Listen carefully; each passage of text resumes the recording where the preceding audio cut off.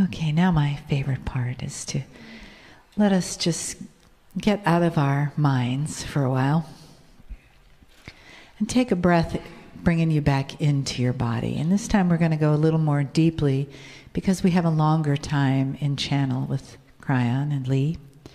So big breath in through the nose, out through the mouth. And just close your eyes for a minute, put your feet flat on the floor, and let yourself just relax. Just be. There's nothing else to do. And another breath in.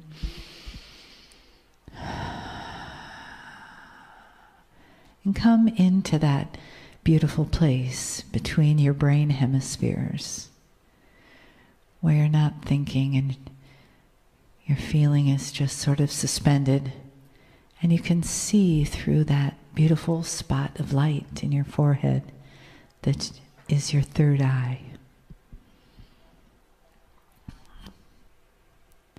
Feel yourself on the chair, feet on the floor, body in the room. Breathing into your body, soft and open. Just allowing yourself to settle, to be receptive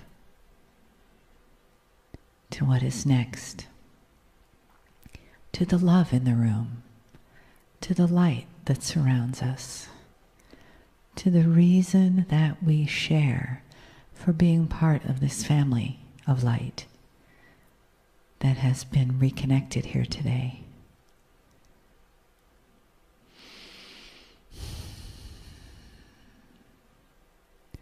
And let the top of your head just gently float up towards the ceiling, softening your neck and shoulders.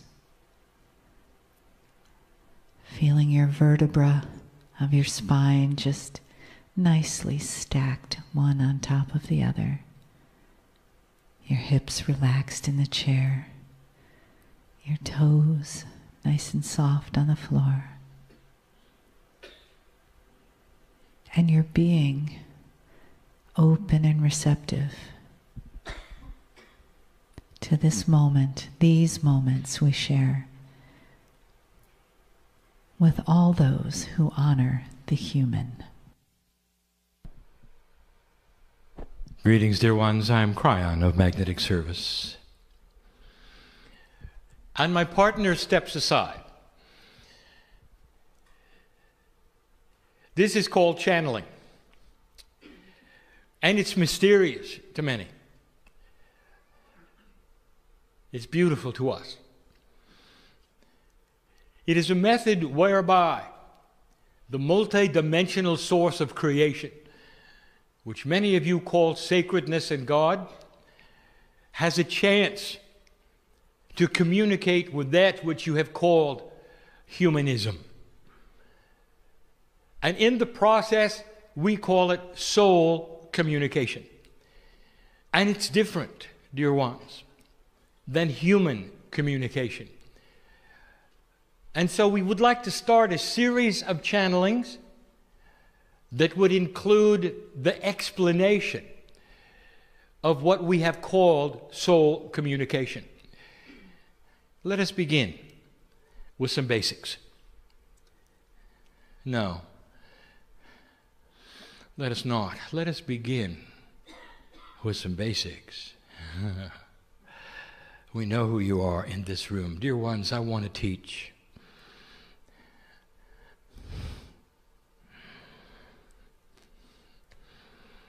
But not without first acknowledging the family. I want to teach you about you. Everything I'm going to do in this chair that my partner has allowed me to do, as he steps aside, he doesn't know what's coming. He's practiced this. He's practiced not knowing what's coming. He's practiced allowance without filters. I'm going to explain that eventually. And so I am open in this portal, which you call channeling, to allow for a third language to come flowing in that you can feel in an interdimensional way that is not with words and not linear. And some of you will. This particular channel is being published, and some of you are listening and reading. And this is open to you as well, for I know of the potential of your listening and reading. Odd as it may sound to you, this is part of the interdimensional potentials that God has as the central source. The potentials of your awakening itself, that you would pick it up and look at it. It's there. We see it as reality even before it happens. We got to start with the basics. Human consciousness is complex. There will come a day when scientists may consider human consciousness as a branch of physics, because it does not follow the patterns of linear physics, even the patterns of quantum physics, because it is what they would call biased in directions of personality, events, akash. It's complicated. So the rules would be very, very basic, but they're outside of that, which is three-dimensional physics as it is known today. And so to describe communications in this fashion goes beyond the limits of any understood science. It challenges you to think differently, act differently. Soul communication. And there are two ways. Communications from things to you that are multidimensional, and from you to them, which is multidimensional. There is the difference between linear and non-linear communications. I am going to explain it the best I can, with explanations perhaps I've not given before. I want you to consider for a moment you have an old typewriter. And you are typing along, and as you type along, you will see the letters on the page, one after another, appear. Pretty soon you have words, and then sentences, and then thought groups. This is linear communication. Now, what you are beholding at the moment, whether you're reading or hearing, is the same. One word after another, in a structure for the language of my partner. It is linear. It is in a row, in a line, like the typewritten words on the page. That is linear communication. That is human communication. Non-linear communication would be as follows. Now pay attention, for this is going to be what my partner calls a stretch. Pretend that the typewriter is stuck. And you can type all day long, but you're only going to have one image. Every letter is going to show itself over the other. You type away, it does not advance at all. It simply types over itself, one letter. Now, what would you see on the page, dear one, at the end of a long letter to a friend? A smudge. All the letters piled up, inking over one another. You'd have no idea. You would look at it and you'd be sorry that the typewriter failed and you hadn't noticed. Now consider for a moment somebody comes along and they have non-linear communication skills. They would look at the smudge and see the letter. And that's as clear as I can make it. They're conceptual. They would see the thought that went into it. They would see the linearity outside of its linearity. The letters are there, dear ones, but they're not there in linear form. They're all together as a group. Therefore, a non-linear communicator will see the smudge and see the entire letter. Now there's an attribute of this, and it's difficult to describe to you. And it's out of the logic that you would have, and yet it is. And so let me try to explain it. My partner goes slowly, so this will be understood. When the conceptual person looks at the smudge, they're looking at something that exists already. A letter has been typed. So they're not making something up. They are simply reading something in a non-linear way. The letter has been written, oddly, all in one smudge, but it has been written. There is an attribute of a non-linear mind, which you call autism, that you should study. There are many autistic human beings who can tell you the day of the week of a future date in any year, in any month. If you would ask that person, what is the day of the week in May of 2035? And they would come up with it, maybe a Tuesday or a Wednesday. And it would be there, and they would do it instantly. You would gasp at their computational efforts. And here is the answer. Computation has nothing to do with it. It's not a formula. It's not math. It exists. And so it is known. You can go to any computer that is calendar friendly and find that information because it already exists. It's a concept that has already been developed and known. The nonlinear mind, therefore, is able to go to it and interpret it instantly because they see the concept. They're not calculating anything. Now you know the difference between linear and nonlinear. There's a lot of communication that wants to come to you from all manner of sources. So I'm going to start the list. Channeling is what you're hearing right now. My partner has practiced it for 23 years. When he started, it was ugly. For we're not speaking to him in a linear fashion. You see, he is a master interpreter of nonlinear concepts coming through his pineal. Now, I am speaking to him in his real time, and he is interpreting. So it sounds like a flow of linear words, but it's a thought group that I keep giving him over and over. You see, we have practiced together. We both had to adjust.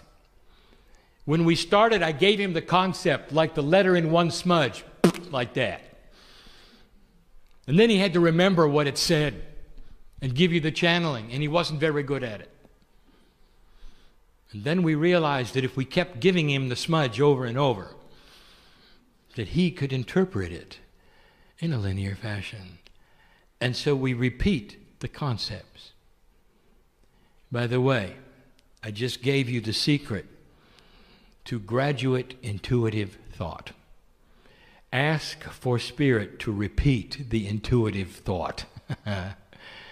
Now, my partner didn't even teach that today, and I had to come along with the obvious. Repeat it. That should be your request to Spirit when you don't understand what it is. Repeat it. And have that intuitive thought then repeat it, so that you could grasp it and see it for it is beauty and its clarity. And we will. We want to meet you in between the linear and non-linear veil. Do you realize this is why Spirit has talked to humanity in quatrains and in metaphors forever? That's all we have. And the interpretation of these things then become puzzles. People reading Scripture, why can't you talk normally, Spirit? Because we are not linear. The channeling is not linear, but it sounds like it is because we continue to repeat the smudge.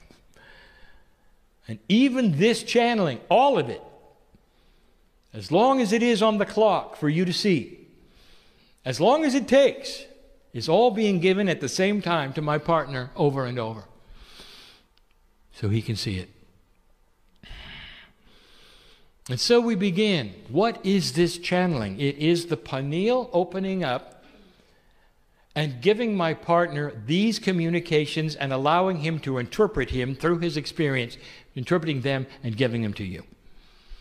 It is a form of communication that is open to all humanity, and you don't have to call it channeling. You can call it whatever you want to, and every single human being is open to learning it. Not necessarily for others. How about just for yourself? Some call it automatic writing. This is a communication portal that opens through the pineal for you, and it is not from the brain. And we've said this before. This is soul communication. This is multidimensional communication. It has nothing to do with synapse. Nothing. It is not a brain function. That's why it's hard. Now, there's many kinds of communications from many things.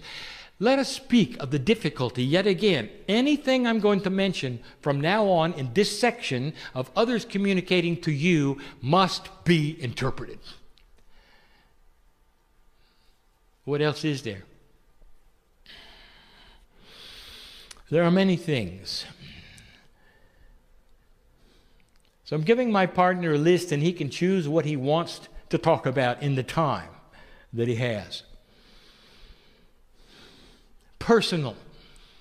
Let's talk about personal. How can you hear what spirit or any other multidimensional source has for you when it doesn't come in a linear fashion? And my partner gave it today, and the answer is through practice of recognizing intuitive thought. And not, number one, not trying to interpret it with your intellect. Do not let the synapse of your brain get in the way of God. Do I have to say that again? You will learn to put it aside. What is it that my partner had to learn as the engineer in order to channel? To get out of the way. To stop analyzing. If it's him, is he making it up? Is it from his brain? Or is it bigger than that? So for you personally, dear one, this is what you have to do. Now, there's many sources other than that which you call God that wish to speak to you in this fashion. We'll get there. But if it's a non-linear source, it's going to come through intuitive thought, not synapse.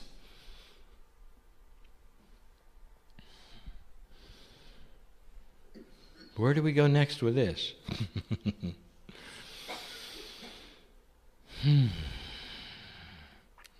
Let's talk about animals. You love them, don't you? And what do you know about animals? The ones you have and are in love with, that you call pets, have personalities, and they can talk to you. And what does that sound like, dear one? What does their voice sound like? And you go, well, Kryon, you already know they don't have a voice. Oh, really? Then how do they talk to you? Now it gets good, doesn't it? Through concepts. Their conceptual thought groups are available to pick up, guess where? Through your pineal, which is the interpreter of multidimensional things in your body, not your brain, and will give you the same thought groups they have. And some of you are good at it. There's ones who are listening to this right now, called animal whisperers. You know exactly what I'm talking about. Why do they call it whispering? I'll give you my interpretation. Because it's not linear. Because it whispers to your mind through the pineal and comes in the thought group very softly, all at once, like a smudge. You know what the dog is thinking. You know what the cat is thinking. You know what the horse is thinking. The requests they have, perhaps the distress they have, perhaps the celebration or the love. Now this is easy for you. Easy. Because you all have felt this. You know what I'm speaking about. This is not different than the same muscle that you're going to use in meditation to listen to God. It's the same apparatus of your system. So is it true that communicating with animals is soul communication? Yes! Theirs to yours. And if you're good at that, why not go then and not doubt yourself? And be good at that which is within your own higher self. Now, I just gave away who you're communicating with. Your higher self is that self which vibrates higher than you are. It's part of your soul group, the core. And this is what gives you information from the other side of the veil, which you call angelic, sacred God. It's the same as in animals. Did you know, here's another one, in the list that I'm giving my partner. Did you know that actions are communication? When my partner speaks about the grid, and when you sense that which is crystalline grid, the battlefield, what has happened there, it's concepts. And it's coming through the pineal. And it's thought groups, not linear communication. Some of you are good at that. You are proud that you can feel energy where you go. You can feel the energy of a group. You can feel the energy of the land, which is the crystalline grid. You can feel the energy of a situation. And you're good at it. What are you feeling? This is soul communication at its best. It does not come from the brain. It is not intellectual. This is physics. You are picking it up through the pineal, interpreting it, and you get the information. Something has happened on the ground where you are. It may take you to your knees. That's communication. Beautiful. But you had to interpret it. Why is it that the communication which is so personal to you is the hardest to interpret? You with you. This is what the teaching is today, trying to open that up. There are many other kinds of communication. What about those other things and what I'll call universal communication? When you walk into the forest and the trees talk to you, what's their voice sound like? Am I getting through to you? You are able to hear these things in your own way. They are not synaptical. It's another kind of physics. It's soul communication, and they're talking right to that part of your consciousness, your Merkaba, your quantum field that makes sense to you because it's conceptual. Are the trees in trouble? Are they crying? Are they celebrating? And there are those of you who are hearing my voice and in this room who know the answers to all of those. Kryon, is it true that in the forest there are what you would call divas? Here's my answer. Are you kidding? Of course.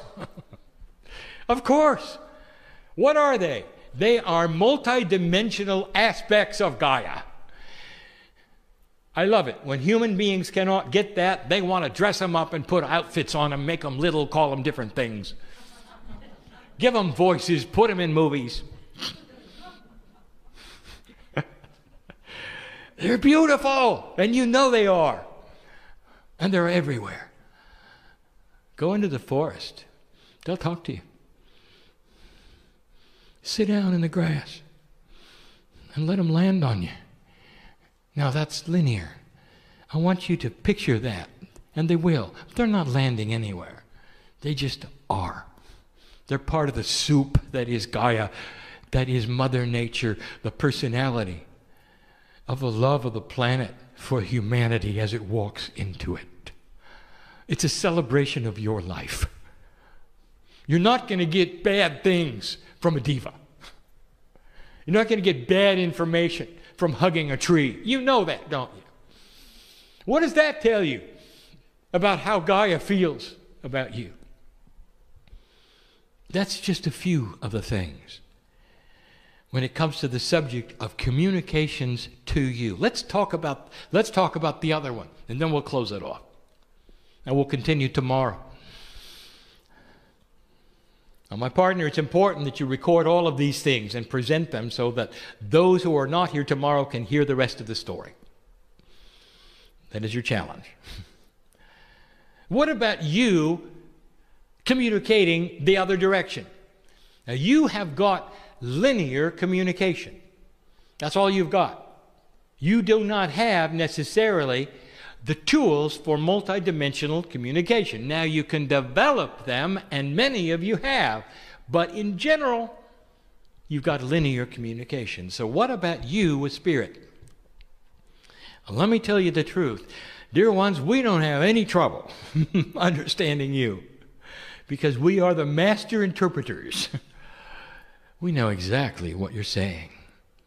And it doesn't matter whether you're thinking it or whether you're saying it or you're just thinking about thinking it or saying it. We know. Because we're with you all the time. The higher self, which vibrates above the corporeal self, knows the psyche of your mind. And when you sit to meditate, we know what you're going to do before you do it because the potentials are there. You're already thinking about it before you do it. I'll give you some rules. Stop giving us laundry lists of what you want. We know what you want.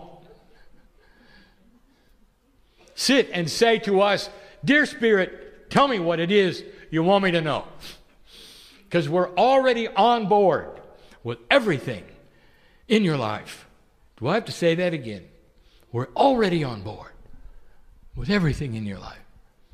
Come to us and let us talk to you. Just let us talk. And try to interpret the thought groups that come first without analyzing. Get used to this. But as far as you talking to us, it doesn't matter how you do it. Now, there will be those that say, well, there has to be wrong ways to do it. No, there aren't. No, there aren't. Well, Kryon, what do you think about religious groups who have to face a certain direction or have a prayer rug or wear something special? And what I say to you is, let them do that. It honors God. In their culture, it honors God. Is there anything better than that to prepare them to talk to us? The same love goes into their communications as yours.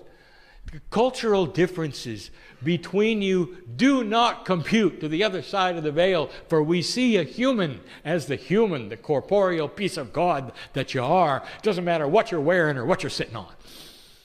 Is that clear? There is no wrong way to speak to creative source. Well, maybe, Kryon, there isn't, but I've had a few times when I was yelling at God. And we heard you, but we did not hear the yell. That's linear. This is hard to explain. What we heard is loving frustration. Loving frustration. We heard the yell. We didn't see the anger. You weren't angry. You were frustrated.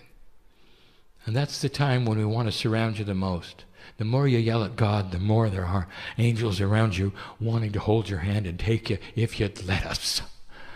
Next time you decide to yell at God, would you also open your heart and let us hold you for a while? Is that okay? In the moment of greatest frustration that you have, where you have no answers at all and you can't figure it out, can you just be held? Is that all right? Because we're here for that. Old soul, you got to get used to this communication. This is so available. Actions are a language. How you behave talks to the crystalline grid, talks to the Gaia grid. What you think talks to the magnetic grid, which we have called the seat of human consciousness. Without you saying a thing, that's another way of communicating to everything around you.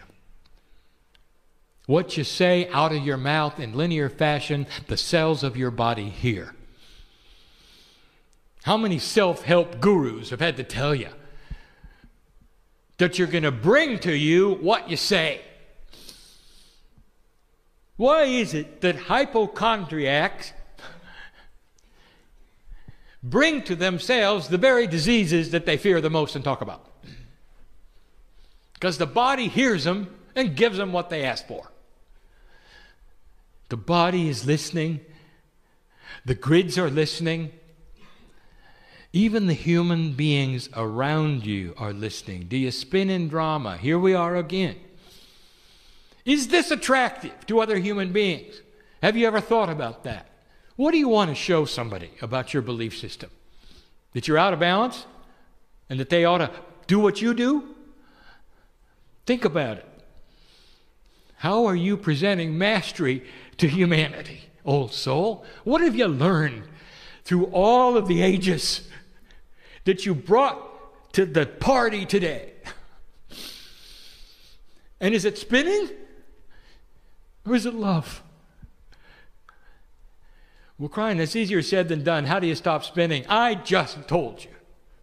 If you'll open your heart and allow these things to communicate, it's going to start a peaceful countenance with you. This is called awakening to spirit. Getting out of the old habits and the old fears. And starting to claim the part of the old soul which is you, available to you and to humanity, for those around you.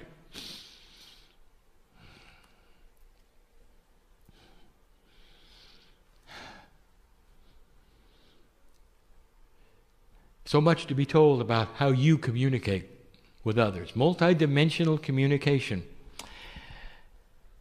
Those of you who are good at speaking to the animals, not listening, but speaking to them, have developed thought group communication. You're already on board. For the best kind of soul communication there is, you're starting to think out of the box. You're looking into the animal's eyes and you're giving them pictures, aren't you? And they're getting it, aren't they? It ought to tell you, this can work. Humans can develop multidimensional attributes and characteristics that are entirely consciousness-driven, sent through the pineal to anywhere you want. There are helpers around you, we've told you. Do I have to list them? Entities, groups, all around you that are not from here. Not just the Pleiadians, Arcturians, Orions, Hathors, from Sirius, endless. And you know what they have in common? Non-linear thought. And you can communicate with them the same way you do with animals. Dear human being, soul communication, we're going to open the door before we close to this and tell you this is something we want you to consider and to study, to know about, to realize. Don't let it be mysterious. I've just given you the attributes of to and from, or from and to. In the next section, I'll continue with another subject. What is it that blocks it? What are filters? What can you do to enhance it? Soul communication is part of what the old soul must get into and learn. And the answer of what it's going to create is balance on the planet and peace on earth. It begins here. It begins with understanding, demystifying. There is structure in these things. There is a benevolent system in these things. There is common sense in these things. We invite you to find it, for it will create spiritual evolution on this planet, led by the very ones who are reading and listening to this voice. Family, that's the lesson for today. It's beautiful, isn't it? All we want to do is communicate. And it's time to get on with it. Explaining how it works the suggestions of how to make it better, even the very thing you hear now, which is channeling. Demystifying what some have called spooky, unnatural, weird, just because it isn't linear. We'll stand by for lots of things that aren't linear. And the one that is the greatest of all is love. I can't explain it, can you? Emulate it. And so it is.